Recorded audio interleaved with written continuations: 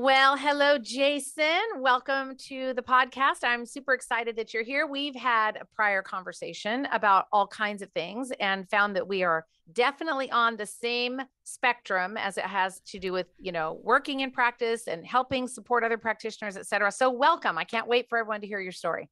Thank you so much. I know this is probably our round two because you were a Yes. guest on my podcast, which is coming out in the next few weeks. And for the people who don't know, I don't know if that little backstory was, but I actually attended one of your classes, as you know, but people don't know, your listeners don't know, years ago. Yeah. And then finally re-stumbled upon you recently, and that's how we reconnected. Yeah, So I it's think good to it be was, back. did you say it was a functional blood chem? It was the Yeah. functional blood Blood chemistry, and chem. the and Yeah. the and the binder is right behind me. So you're Yeah. always you're And always within 2 feet of me every good. day. I'm so glad. We're actually getting ready to relaunch that seminar here coming up soon. As far as the Awesome. air date goes, it'll be happening in the summer. But anyway, I'm really glad you're here. And we kind of stumbled back. You reached out to me, and that was really so wonderful. So I want to talk to you today about before we hit the record button, we talked about a couple of different things, and there are things that I find that are challenges that practitioners have just generally across the board.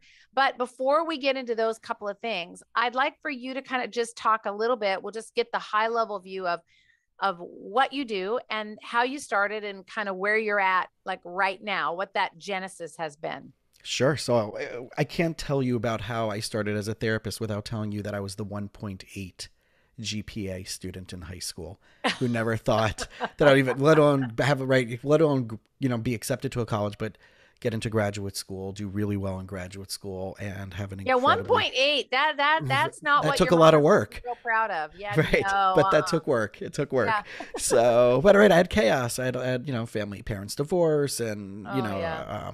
it was financial struggles and all the things that we don't take into consideration that can trickle up into your life, even when you're running a Yes. business. So And true.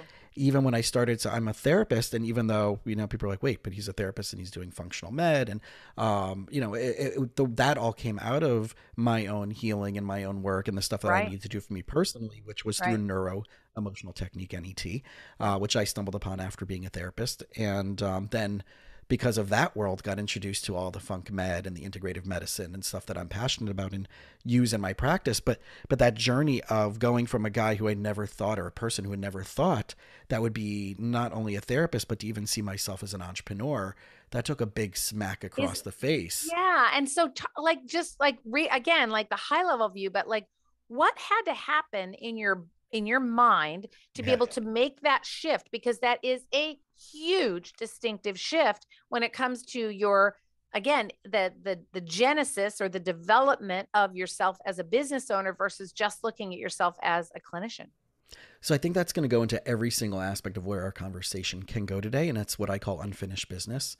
And whether it's unfinished business about our health, about our beliefs, about our relationships, family of origin stuff, it's all going to show up in everything that we're doing. What's that? As you do something somewhere, it shows up everywhere else, right? Everywhere else is so true. So I think that when I on purpose didn't go into my family business. We have a third generation family furniture business that my brother and sister have taken over, and I didn't go into it because of family Oh, conflict. yeah, And yeah. so therefore, right, I never bought into business. I never bought into being a businessman. It's always been about connecting, helping, and healing, and being a connector for other people to the right resources. So I never saw myself as a business person, as a salesperson, and And even more so probably an entrepreneur. because of that family drama, you probably by default, without realizing it, almost had a little bit of a push away against that, Correct. Right. because I it was the actually very became, thing, yeah, you didn't want to yeah, do. Yeah. right. And it became an emotional allergy to me. Yeah. Right. Oh, And so well said. That's good. right. So right, what you believe you're allergic to, whether it's conscious or unconscious, you're not going to attract, and you're not That's going to so embrace, good. and you're going to run away from. So when I was the Yeah. scholarship kid, from public school to private school, I was, tremendous gratitude to the people who stepped up and were like, hey, this guy, has, right, deserves, whatever I did to get the gift of being put into a private school as on scholarship. Right. It was still being around people who had a lot of money, and I was the have not. So even as a therapist, even as a practitioner starting off, it was, well, I worked 3 jobs to get through undergraduate. I worked three Yeah. jobs to get through Yep. graduate school. Yep. I'm Yep. working 3 jobs now within one practice, and maybe Yep. doing some stuff on the side. And so it was always more, as I now work with my clients, it was more of like, well, do you have a hustle or do you have a company? Oh, Dang.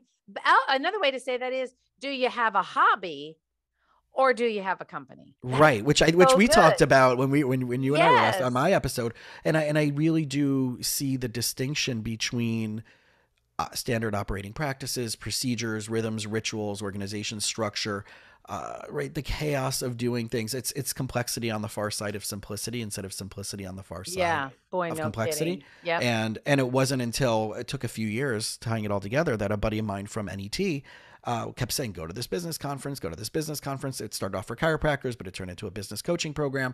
And it took me 3 years to buy a ticket, go on a I know. plane, spend, it was like $1,000. And I'm like, I can't afford that then. Wait. And I'm not getting continuing education credits and I'm not getting a certain, Yeah. Don't get right? me started on Right. that. Ugh. So I'm going to do something for myself that Yes.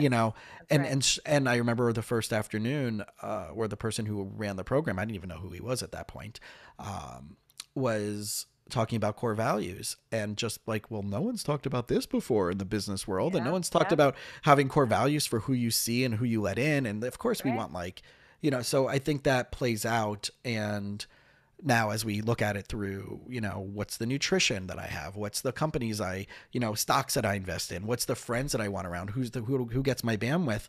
That Yep. all goes back to that mindset of core values and onboarding and offboarding Right. those people. And therefore, even seeing that in business and mindset and financials and health, it's all connected. Yeah, it's so connected. And I love that. You just talked about how you get in that place where you really do. Is it a hobby? Is it just your hustle? What is your side thing that you do? And all of a sudden, it's kind of like I don't know. I always think of it like it's the day that you kind of wake up and you go, oh crap, I'm an adult. I have to do adulting now. I have to do the Yeah. adult thing now. I don't get to ask my mom for $20. I got my job, I got my car, I got some Yeah. responsibilities, I got a family, I whatever. Like that moment when you wake up and you say, oh crap, I don't just have a hobby here, a hustle. I actually have to be responsible here and run this business. Right. Period. And people don't know. And I think that's really tying, the idea of being a healer, a practitioner, and a business owner, It's a that hard, we don't invest in yeah, that training. So we're working yeah. from behind so many steps behind, just trying to keep up with the chaos of getting through the day versus working on the business, which they talk, right? Work on your business, not in your business, as Right. cliche as that sounds. But some of us are so busy. Right? I just realized that because I have a waiting list. For years, everybody talks about having a practice with a waiting list. But I see that as you're leaving money and opportunity on the table because you haven't built out enough of your team Mm-hmm. to Yeah, but service, because you're that's referring right. people out somewhere else, or people are going to Right. get bored and they're not going to go to you because they're like, I'm waiting too long. So Right. you're leaving opportunity and the ability to help more people because we're keeping it amongst that I need to be the person who needs to be That's doing right. it versus building out and scaling out a system so you And can help that's more so people. scary. I mean, when you start thinking about you as a solo practitioner, right? It's you, it's your secret sauce. You own the Colonel Sanders recipe, right? It's Yeah. your deal. And then all of a sudden you're like, oh crap, I got all these people that want to get in. I need another mini me. Yeah. So then you go looking for another mini me And they don't and exist. they don't exist. And so Right. then you find someone and you bring them in, but then that's where the scary part comes. Because then you're like, well, do I got to give my Colonel Sanders secret sauce away? Do I have to give the recipe away? Yeah. Can I keep it to myself? And therein starts lying the conflict. So you just told me off air that you just recently brought on a couple of associates. So Mm-hmm. how did you wrangle that in yourself when you're bringing in someone else and not feeling like you're giving away the store, but yet allowing those associates to have opportunity to really thrive? Well, I think the blessing of the pandemic, for me, that's been really a struggle, emotionally serving so many people while I'm navigating what's going on in the world. Yeah. But the one thing that the blessing has been, the silver lining, is that doing virtual teletherapy, telehealth, telepractitioner stuff is now norm. Yeah. And it Right. fast tracked. In other words, Yep. instead of what would have taken 10 to 15 years, it fast tracked it in the last 2.5 Yeah. years. Yeah. So now knowing that my associate, so I went to my old clinical supervisor, who's a guru of supervision for therapists that are getting licensed. They need to be under supervision and do case management while they're getting fully licensed. I'm like, Right. who is the person that most aligns with the philosophy of what you know me to be? And you also know my personality because you've known me now for 17 years. which one of your registered interns that are about to graduate from you and get fully licensed would be a good fit for me to have this conversation with? Ah, so And networking out, which is a great. correct. And that's kind of like having your like your bullpen, right, where yeah, where you're Correct. right, where bullpen, excuse me, where right, you know that you can pull from somebody from somewhere, but your bullpen may Right. not be filled with people ready, but you need to know who to know to go to Yeah, that's in right. order to get those Right. resources. And that should That's right. always be constantly replenished. And she gave me one name, and this is the only person, and that was a person while they were filling out their paperwork to get licensed, and now we're in this now we're in this associate relationship. They have their own stuff going on, but they're on the west coast of Florida. I'm in South Florida. I've never met them in person. We've only had Zoom and WhatsApp conversations, and they don't work in my office, but they're Yeah. within my practice. So Right. things have changed. So Right. when the mindset, the philosophy has to, they don't have to be me. I'm not expecting them to be me. I want them to be the expert, so I can say if they can't afford to see me or they're not the right fit Correct. within the general framework of my practice, because there's stuff we don't see no matter who it is. Right. That's the Then framework, core values, all the things in the practice that define the type of people that you're going to work with. But then you correct. allow those associates to have a bit of autonomy to do it their own way, because that's Yeah. what I learned is that I don't really, what I thought I needed was mini me's. Yeah. And I don't need a mini me. I need someone who has passion. I Correct. need that, find that person who's passionate, because when you have that passion, out of the passion comes the purpose. And when you have the purpose, then you can serve the patient. Correct. And I think it's also the hunger, because this is what we were talking about before, is the one thing I've seen consistently, and I see it over and over in other group practices, or when people call to join a practice as an associate, especially as a new practitioner, and this could be in all fields. Yeah. And I can see it definitely in the chiropractic field where they're joining a practice and they're just going to be fed those clients versus like when in clinic, I know when my chiropractic friends, when they're in school, they have to actually, to get their clinic hours, they have to go out into the community to get people to come into the clinic. Right. And then, Yeah. and right, which is a super cool thing. And it frustrates the hell out of chiropractic Yeah. students, Yeah. but Yeah. they're also teaching them how to go out there and to explain what they're doing. That's right. And I think therapists, we don't do that. And I think it's something that's actually, I think it's pretty cool that chiropractic students, and I know all my friends are like, Jason, it was horrible and awful and it took me so long, but yeah, but you learned how to talk to people about what you About what you do, do. Mhm. even when you're just beginning. And I don't think that people are hungry. I think there's still this entitlement of, well, I'm showing up to your practice and you should just feed me clients. Yeah. That's Isn't that true? There's a high level, and I don't know if it's just the newer generations that are mhm. coming through. I'm an old girl. I'm the old girl on the block. So I have a way different way of looking at it. Like if you want to have people come into your practice, you got to get out there and hustle. Means Yeah. you got to pick up the phone and you got to call and you got to go serve and you have to deliver value, and you can do all the social media stuff. You can come, but if you don't deliver a stellar performance, then they're not going to stay, i.e., you're going to entertain them, which we don't necessarily want to do, but you get them results, Yeah. you engage with them, you love on them, you make them feel important and special. Those are all the things that the patients are looking for, because really right now in our economy, I'll call this functional medicine world an economy, because it's an hmm industry, it's an economy. But in the economy, we are in the customer service business. Regardless of your skill, we are in the customer service business, because guess what? If you treat them bad, you could be the best therapist on the block. I could be the best functional medicine practitioner in the whole state. And if I don't treat them well, they're not going to Correct. stay. And people will pass that information on. It's the one thing that That's like, oh, right. I called them and they weren't great. They weren't nice to me. Their staff didn't call me back, whatever it may be. Mm-hmm. And I think that's all. There's so many different layers to this that it is complex, but it doesn't have to be complex. But I think that even before they even start working with that client, with that patient, you still have to be able to close the deal to get them Correct. to want to be the That's client or right. patient To in the first place. communicate, yeah, what you do, who you serve, and make that promise to say, this is what my intention is, that we're going to get you hmm from here over to here. Right. And I think also the missing component, and I've seen this in how many people that you've helped who've had similar Yeah, you're before, right. right? Where there Right. is some extra, it's because a lot of times, and I'm sure you probably have, well, have you helped anybody like me before with Yeah, this? right. They just want to Right? know. They Yeah. just want to know, like, do you actually, it's not that do you know what you're doing? I think what they're really asking is, I've been a lost cause for so long. I've been stuck in the system. No one's helping me. I don't know. Right. And are you sure? Yeah. Can Right. you help? Right. So And I think if you're certain with that, that'll bring such more confidence into the process. and confidence, but it helps to bring them some calm. Yes. Like, I found my place. You reduce that stress, just that stress alone goes a long way in their Well, healing. and I think Okay. that also on a psychological level, that will also enhance the possibility of healing. Because if they don't Yes. believe that anybody can Yeah, help them, that's right. they're Then going to have an extra wall then around that, that's more exactly right. resistance. That's right. You know?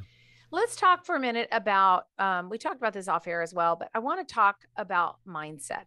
Yeah. And it ties into what we're talking about, because as a clinician, you have you have a responsibility to show up in the morning and leave, the stuff that happened with your spouse and your kids Mm-hmm. and the whatever, all that has to stay. You show up in the morning and you got to put that, it's like a mindset cap on that just completely covers your mind. When you walk in the office, you've got your cap on, like a swimmer's cap, like an old time Yeah. cap you would wear when Plus you're the swimming. blinders for the horse And in Central Park. Yeah. exactly, blinders. So like the horse, plus you Yeah.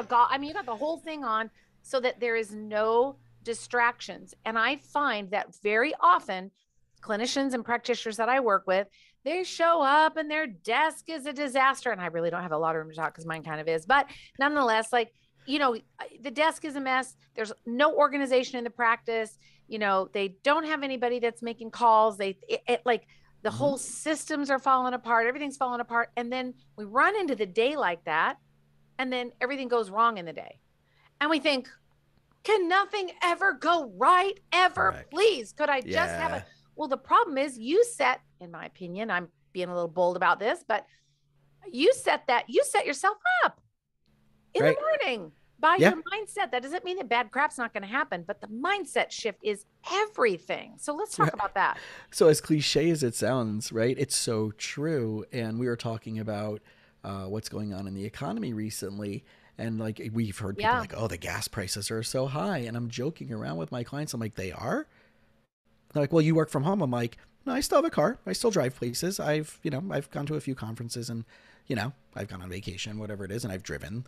And, but I didn't know. I mean, I know the prices are higher, but I'm not making my whole life around it. Yeah. And like, they're like, oh, well, politics and the government. I'm like, oh, you mean the government that's been subsidizing your gas for the last 50 years versus what you're paying for a gallon now is what people in Europe are paying per liter. So let's talk about it, right? So in other words, we're always starting with the wrong perspective and we're always starting from the wrong place. And we're not going to get into the politics of it, but even just starting there, it's like, but what's the context? Right. So you're used to an environment where things are subsidized for you, or AKA an entitlement that we have been born with in this country. But you're complaining that entitlement was taken away from you or it's been reduced. Right. And I think that goes back to everything everywhere that we're struggling with. Even in the practice, when it comes to talking to people about what you charge and your fees. Yeah. That's a huge one. And that entitlement, sometimes we take that on and we don't need to be taking that on. And you shared with me a story about someone that you know. So tell that story again, because it was a really very telling story about the difference between you and your chiropractic friend. Right. So, and I love this person, and they're great. And I see this in all fields, whether it's therapists, whether it's into acupuncturists. It doesn't matter, right? I think it's still, it's those who are there when they are the service, they are the product. Right. Right. I am the commodity. I am the commodity, and you, Jason, you're the commodity. Yep. Right. So there's two things that I think are connected to that. One is, what additional training do I need to take that'll be the silver bullet to make my practice better and make me the best clinician? And because people will know that, they're going to come in and I'll make more money. Right. But I have to continue to go from training to training, workshop to workshop, certification to certification. Increase your skill. Increase your skill. So therefore, automatically, I will get that there. Right. That's number one. Number two is location-based mindset. Because I live here, I can't charge blank. Ooh. Because I live in rural Minnesota, I can't charge blank. Right. But the way I always discuss it, and I even joke around, I tried this a few years ago with a few people who I wasn't sure. I've moved into the hell yes or hell no. I either want them to be a client or I don't want them to be a client. And if they want to also be my my client, that's great. But at first I have to be okay with wanting them. Oh man, preach it, preach it. It Right. makes us become the consumer, not Correct. them. I am now Right. the consumer, and I get to say, I am okay working with you, or nah, I don't think you're going to be a good fit. I'm now in the driver's seat, and I don't get the patience. Oh, I'm going to stand on a table here in a minute. Yeah. I don't have the patience yanking my chain. I need you to do this, and I need you to respond back to my email. No, no, no, and no. I'm okay with working with you, or I'm not. This is Right. about you wanting my help. I don't need you. Well, and this goes back to that money mindset, which is everything that we're talking about in this segment, which is even if you're working for someone else, when people are going out and they're getting jobs in whatever, whatever industry, but they're going to be an employee of a company, they're hoping that they can sell themselves enough to that company because at a certain point, when you're an employer, I'm sorry, when you're an employee, Employee. you need that job more than the company necessarily needs you, because if they Yep. don't hire you, they're going to hire someone else. That's So right. you're hoping that they pick you, That's right. Pick me, and pick then they me, hope pick that me. they keep you. Mm-hmm, mm-hmm. Right. And once you move into the space of an entrepreneur in a private practice and you're not seeing yourself as, I hope my clients continue to choose me, and you flip that switch to, I get to pick and choose my clients by creating that red carpet, by creating that, here's the Yep. pre-qualifications you have to meet in order to become a client of mine. There you go. That's a That's it. whole different mindset. How dare I do that? How dare I be judgmental? How dare I not help people? But you're not meant to help every single person, and you're not suited to help every single person, and you're not an expert at helping every single thing. Right. So pick the things that you are and say, but if even within these things, you still need to pre-qualify. I sent a client to a functional medicine practitioner recently, and I said, I will only work with you after not only you start with that person, but you are into a process with this functional medicine person for your child. Then call me back. There you go. I won't even touch it. Yeah. Right. And they finally called me back yesterday. So after, I don't know, 60 days when I last, when I told them this. So, it's setting up that firewall so you don't have the chaos in your life. And I want to say too, I love that. I love this. This is like such a good conversation, because what you did was, when you said to that mother, I'm assuming a parent, right? Mhm. And you said, you need to go over and work with this person for 60 days to get this diet functional issue dealt with your child. And then I can work with you. That's not about you, Jason. This is 1000% about serving the child and the family at their highest interest. Yeah. And it isn't about, well, I really need the money and I really need to talk to them. That's a later conversation. The conversation right now is, I know what the criteria are that I need to be able to work with you. And when this wheel is all broken and the spokes are broken and that thing's like a blah, blah, blah, blah, wobble, wobble, wobble, you need to go get your wobble fixed. Yeah. And once you get the wobble fixed, now you can come back, and now we can get in the car and we can go somewhere. And I love that. I love that. I wish in this functional space that we had that we were more able, I mean, I'm just talking as a whole, right? That we're more able to stand up and have a spine, so to speak, to say, this is who I will accept. This is who I won't accept. And it's under these terms, and they're my terms, and they don't have to be the next person's terms. They're my terms. There's they're your 1,000 terms. other practitioners in every field out there that you can go to Yes. if you don't like that, or if that doesn't align with you. And right, it's that 80-20. You want to piss off the 80 and only work with the 20% and fill your practice with that 24% that are in alignment. And I even put it on my website. I remember at this conference, Dr. Gentempo spoke. And his book, one of his books called Your Stand is Your Brand. So I immediately, after hearing him share this, I immediately went home and changed my website. And I put a line in the middle of, like, there's the top section of my website, and then there's a big crazy line that goes across it to divide the thing. And it says, if you're shopping around looking for the person who's the most affordable therapist, my practice is not it. Right off the bat. And then I added, if you're looking for someone who's right, if you're not willing to do the work, if you don't believe that mind, body, integrative wellness and nutrition, right, meditation, mindfulness, all that stuff is something that you're not, right, reading books, watching podcasts, listening, if that's not what you're looking for, please don't call me. Yeah. I'm not your person. Not your guy. I'm not your person. My team is not your team. When you choose a niche, and I'm always talking about this, pick where you're going to put your flag in the ground, put your stake in the ground and say, these are the people that I'm going to serve. And if you're not a this, or this, to your point, then then I'm not your person. Keep looking. Or I'm Right. not I'm not the cheapest. I'm not going to be the cheapest. So Correct. And you just have to know that own up that, front. That's because right. people, and so what I was saying is that when a few years ago I practiced this, when people are like, oh my gosh, that's really expensive. And I'm like, listen, do you have an iPhone or an Android? And they say whatever phone they have. And let's say it's an iPhone. And I'm like, so when you went Uh-huh. into the Apple store, did you just plunk down your card, or did you negotiate them? Or did you say, is there a way that I can pay 50% and get the same product? Or was there some reason that Or do you that have a phone, discount? right? Or is there a discount, Don't whatever it get is? me Or can I buy two for started. one? Right. Mm-hmm. And, because you've decided there's a specific set of values. So one of two things are happening. Either A, the problem isn't big enough for you yet, or B, no one's really just shared with you enough of how this is going to be handled to provide you enough value for you to see your Right. investment in this What your process. transformation is going to be at the end and how your life is going to be radically different when I'm done working with you. Right. Yeah. Because, and then I asked them, has your life been radically different since you bought that phone? Well, no, not really. Well, there you go. Right. It's just Yeah. and you're going to upgrade that phone in 2 years or That's right. less. That's Right. right. So why aren't you upgrading your health? Why aren't you upgrading your mindset? Why aren't you upgrading your relationship? Right. It's like, have you spent $1,000 in the lifetime of your marriage, or the lifetime of your, right, in your, whatever it is, your business or your coaching? Have you spent $1,000 on you, just for you? No.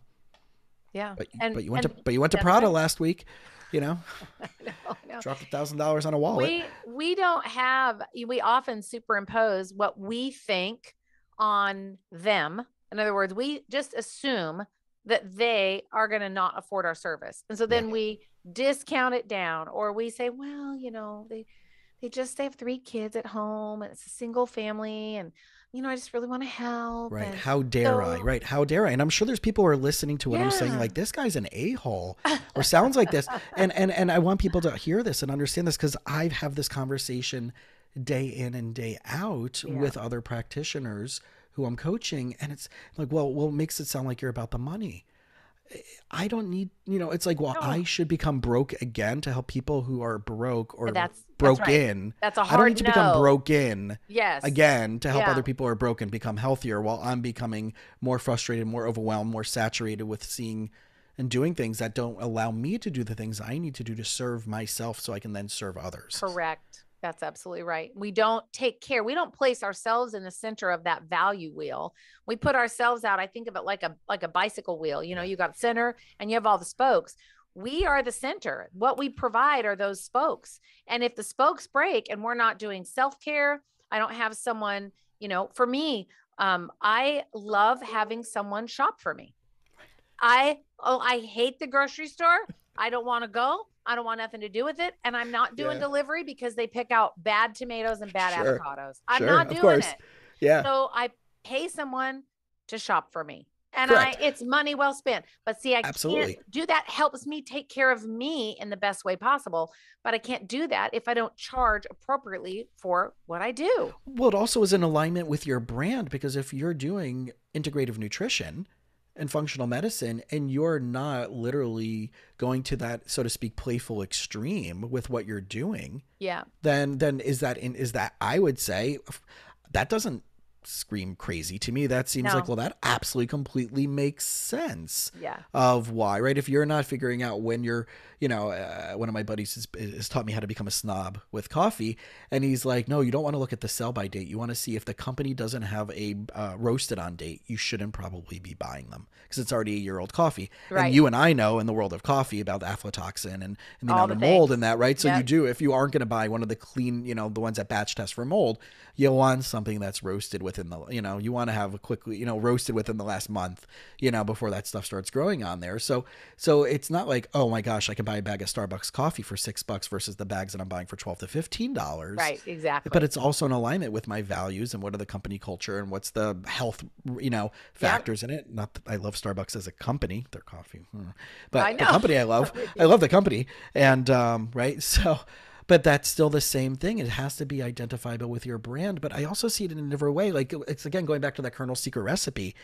It's like, but I need to help everybody in Yep. exchange for my time giving for energy. But if you also bring a team on, if you bring other people on, you bring associates on, you refer out, you're helping more of the world in Right. exchange, even if you're getting a smaller piece of that pie, right? Yep. You get that associate fee of 20% versus Right. 100%. Right. But I think about it this way, like, and we can do simple math. And I know sometimes I'm not a math guy. I still use a tip applicator. I failed math in high school, but the numbers don't lie. If you're an associate and if you're a practitioner, let's just make it clean, and you're making $100,000 a year, you don't have $100,000 practice. No, That's one thing, right? The whole thing, 6-figure practice. No, that means you have revenue, right, but you are making maybe $30,000-$40,000 after because you got overhead and you have all the things. That's right. All that stuff. So let's make it so now, if you have 4 associates and you're taking a 25%, fee splitting for overhead and costs, all the ethical stuff to avoid the Stark laws or whatever it's called. Not the Tony Stark laws for all of you Marvel people, but but all the kickback rules and stuff like that. But it's like you're providing overhead and resources and templates and stuff like that, and you build them up to $100,000 each of revenue. You're still making the same amount of money. That's right. And you're seeing more people, you're helping more people. So it's a 4-to-1 ratio. Right. Versus a 1-to-1 ratio. So there's 4 times as many people you're helping in the same hour than you just doing it out alone. And you're making the same amount of money. Mm-hmm. But when people get that, because we're not trained to be leaders, we're not trained to be business owners, we're not trained to be scale of economy, we're trained to be workers. Right. And when we get that mindset where our jobs as clinicians is to how we started the podcast was that we started talking about mindset early on. Mm-hmm. And that is like, when you show up as a boss. I mean, you are the clinic boss around here. You show up as a boss, you get your mentality right. And I always say, put a smile in your brain first thing in the morning. Your mouth doesn't even have to turn up. But that's the cup of coffee, right? That's the coffee. Okay. Yeah. Just want to make sure. You just have an internal smile that happens in your heart, in your mind, in your mouth. It's just like you're just a smile. That's all. In your brain, a smile. When your day starts out like that, all of a sudden, I swear, interactions start to change. The way that you show up with people starts to change. The way that you have conversations with people starts to change. And all of a sudden, you start feeling like you're in the driver's seat. You're adulting now. You get to make those decisions, and you don't have to be the cheapest person on the block. And you can actually serve more people by creating an environment that allows you to leverage yourself in time, honor yourself in time, and be able to serve more people. Correct. And you can't get anything more higher. This is like a straight up law of attraction thing. So, right. And you and I know that it's all based in neurology. Yep. 100%. So the idea that like you can't attract anything healthier than the amount of work that you've done on that particular topic. Right. Mm-hmm. So just for fun. So I'm going to a really cool entrepreneurs conference. I was invited to be a podcaster at this entrepreneur conference this weekend, and I get to participate in everything, and I get to interview some of the heavy hitters, and each person there has $1 million. In order to be part of this community, you have to have a proven net worth of $1 million. Nice. Like that's the entry. That's right. So we're talking about barrier of entry and creating a certain type of community and certain type of, and it's not about like going around and like, it's not Lambos and Prada. It's about like, what are you doing and how are you helping the world and all that stuff like that. Right. So I have my practice name, but I yesterday just bought the domain name, themillionairestherapist.com. That just points to my practice. So when someone asks me at this conference, oh, what's your website? It's themillionairestherapist.com. There you go. I didn't have to do anything else. I didn't have to change anything else. I didn't have to change any of my social media. I am right. It's a niche clientele because I do have mega net worth clients, and that's more what I'm leaning into, entrepreneurs and entrepreneurial people. But I don't have to change everything. Sometimes it's as simple as buying a $1.99 domain name. Yeah, right. For who you're about to go meet in front of and say, this is my website name. And it just is a pointer to your actual website. To your website. Yeah, exactly. So it's a $1.99 reverse engineer hack. But if I just branded myself as this for, I'm not just a marriage and family therapist, and I don't just do this integrative medicine, but I also have this coaching side. And, okay, cool. So how do I reach out to you? Themillionairestherapist.com. That's it. Wow, that's so cool. That's so cool. Yeah, I just bought the domain name the other day for $1.99. Yeah. Right? Everybody can do that. You're really just, what you did was you just adapted to the environment. You just said, here's the environment. These are the people I'm going to be in front of. So same for a local practitioner, sometimes the name of your practice, it can either be your name, it could be your wellness center, it could be whatever it wants to be. Right. It's a huge, huge thing that gets missed all the time. And it really has to do with how you define yourself to your audience. Correct. And an unpopular opinion. And I struggled with this for a while, but I now actually believe it. Your name should never be on the door. because then Yeah. you can't grow and scale because As a everybody's going clinic. to want you as a clinic, right? It's, That's right. if I was Right. Wasser and Associates, I'd be like, well, okay, well, we want Wasser. We We don't want want Wasser. Associates. Yeah, And exactly. that's why it was the Exactly. Family Room Wellness Associates versus Jason Wasser and Associates, right? Yeah. I Yeah. mean, we're not a law practice. And then I even see this with my clients with law practices where they're at the point of retiring and they're young and it's the last name of the practitioner, and it's And not and associates, and yeah. it's just their name. Yeah. And I'm like, well, And it's how not do you sell that? saleable. And It's it's not not right. saleable as an exit because, Right. then you are not saleable because you're going to be 6 feet under at some Right. point. So then you're not saleable. Then the practice goes down in value because it's not saleable. That's a whole nother conversation. We should probably revisit exit Mm-hmm. strategies on another Yeah. podcast.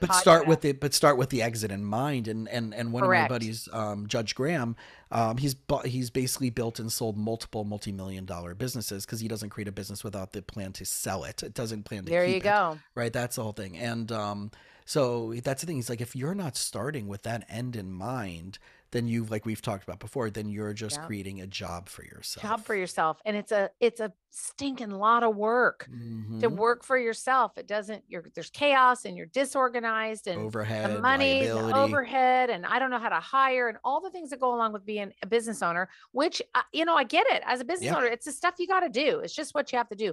E-Myth Revisited by Michael Gerber. Love it. Talk about it daily. Classic, Yeah. classic. I read it every year, at least once. And, the business of being an entrepreneur is not easy, but yet when you're as a clinician, especially in this space, we Mm-hmm. very often underestimate the importance of maintaining the right mindset, charging for what you're worth, viewing yourself as a business owner. So, for those of you listening, like these are your takeaways right here. This is it. What we just talked about, like value yourself as a clinician and what you're worth. Don't undercharge. Don't superimpose your value of what money quote means to Yeah. someone when they bought an iPhone or they just put braces on their dog. You don't know that. They didn't bring their And we're dog not in. responsible to make decisions We of how can't. other people spend their money. No, it's That's not my not our business. business. Exactly. Right. That's right. But yet we're just siding and judging because it's our own bias. And here's the beautiful thing, right? So we talked about neuroemotional technique, and many of your people in your community have heard NET, especially from the chiropractic community, where every time I've wanted to raise my fees, or I knew, right, the whole thing of like, well, your practice is booked. That's when you raise your fees, That's right? right. Like, right. That's one of the ways to do it. Yep. But I would go to my next NET conference and I would work out all of the beliefs that I have regarding charging more, raising my fees and asking for that exact number, and then using neuroemotional technique, get rid of all of the stuck hidden gunk, that self-sabotage stuff Yep. that can be in there Yep. physiologically, because it Right. doesn't matter if your rational brain wants it, but your physiology, right, your limbic system is not in congruence with Right. it. Right. It doesn't matter how much you want it or how simple it seems it's going to be. You're still Yeah. not going to be able to be in Yeah. alignment to be able to do that. Right. So every time I've done that, I've gone to one of my colleagues who's and that's what we do.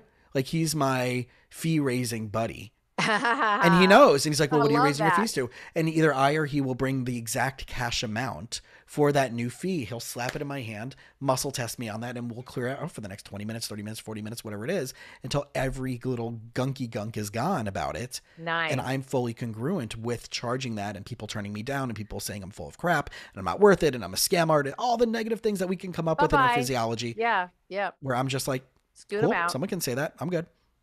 That's right. And that's to that. And as we wrap up, but that to your point right there, another little rabbit hole that we could go down and we won't. But that being said, there is so much value, I believe.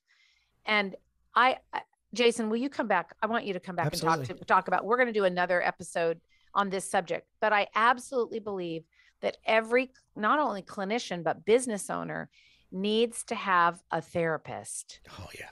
They need a therapist. They need somebody to help them, exactly to your point, work through the gunk, because we get so stuck up here. I mean, my own stuff. I have someone that I work with every single week. And if I get stuck, I'm like, all right, I'm in the ditch. I'm in the tree. Get me out of the tree. What happened? I would never have been able to accomplish what I've done if I hadn't had somebody that was helping me keep my head on right and help me get rid of the gunk, so to speak. So Jason, as we wrap up, can we do another episode on this topic? Absolutely. And just to give a one-liner on that, if you are listening and that resonates to what Rhonda just said, I want you to realize that by you not doing this work, you are ripping off the world from your purpose. Yes. You're Yes. ripping off the world and you're That's ripping right. off yourself by That's not right. doing that work. And I plead and implore, especially now with all the chaos that's been going on. The world And needs us oh my gosh, so it's, badly. and I So just came back badly. from a neuroemotional technique conference this past weekend, and I'm like, right, giving and getting, healing, Yeah. and we're working on the deeper stuff that's going on, but I'm still seeing like exquisite, Yeah. amazing human beings Yeah. who I adore and I love, who are also exquisite practitioners, but I can't charge more because I live somewhere. Oh, If I lived where you live, I can charge. And maybe I need to get a no. license and fly No. down once a month to do that. No, you don't. You just charge what you're worth and people will come. Yeah, get That's how that congruent is. with it, and if you're That's not right. congruent with it, it's not going to happen. That's right. Well, Jason, thank you so much. I mean, I hope if you're listening and you are like, what just happened? That felt like a train wreck. It kind of was, but you might want to listen to this podcast again because there were 35 different little nuggets of truth all buried in this whole thing. So sorry, not sorry. If you're Right. listening, sorry, not sorry. So It's drinking from a fire hose it when was it's a drinking from a fire conversation. hose. We're going Yeah. to do another fire hose conversation and we are going to talk about this therapy thing. And Jason, I'd like for you to like come back if you would, and we'll talk about like maybe the top, 5 places that people like me, people like you, where Mm-hmm. we get stuck. We definitely know what one of them is. Yes. Money is going to be one of them. So we'll dive into that again. But Jason, thank you My so absolute much. pleasure. I've enjoyed every single minute of this. Thank you so Same. much. Thanks.